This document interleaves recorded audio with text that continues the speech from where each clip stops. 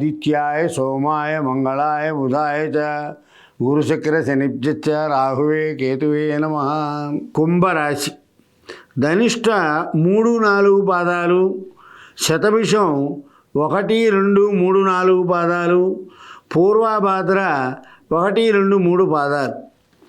ఈ రాశి వారికి రాహు కారణంగా భార్యాపుత్రులతో బాగుంటారు.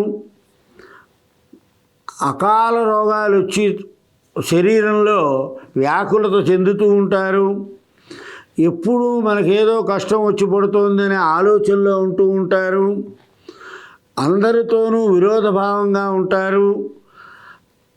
ఎప్పుడూ పాపచింతనే చేస్తూ ఉంటారు.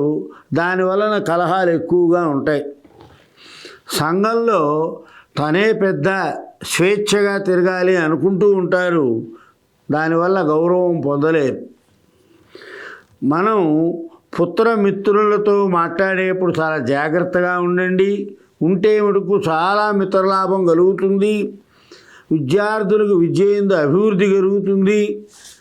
కానీ రాజకీయాల్లో ఉండేవారికి శత్రువుల మూలంగా అవమానం జరుగుతుంది.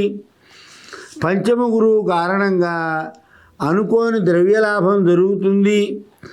ఎప్పటి నుంచో ఎదురు చూస్తున్నటువంటి డబ్బు చేతికి అందుతుంది. ఉద్యోగస్తులకి తమ యొక్క స్థాయి పెరుగుతుంది. కానీ బుద్ధిమాన్యం ఏర్పడి అన్నీ మర్చిపోతూ ఉంటారు.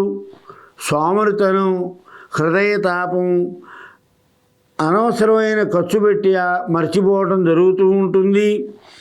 కాబట్టి మనశ్శాంతి లేకుండా ఉంటుంది. కాబట్టి ఎప్పుడు భగవత్ చింతన చేస్తూ ఉంటే బాగుంటుంది. మన పేరు ప్రతిష్టలు పెరగడం కోసం అనవసరమైన ఖర్చు చేస్తూ ఉంటారు సంఘంలో. అలాగే ఇంట్లో వారి చేత పొగడబడాలనేటువంటి విధానంలో బాగా ఖర్చు పెట్టి తనే బాగా పెద్దగా ఉండాలనే ఆలోచనలో ఉంటారు. దాని వలన ఇంట బయట కూడా సమస్యలు వచ్చి కలహాలు బాగా వస్తాయి. నేత్ర బాధతో బాధపడతారు. ఉద్యోగంలో అధికారులతో చికాకులు వస్తాయి. పుత్రులతో వైరం సంభవిస్తుంది. విదేశయానం చేయవలనే కోరిక ఎక్కువగా ఉంటుంది. అయితే అది ఫలితం వస్తుంది. తరచూ ప్రయాణాలు చేయవలసి వస్తుంది.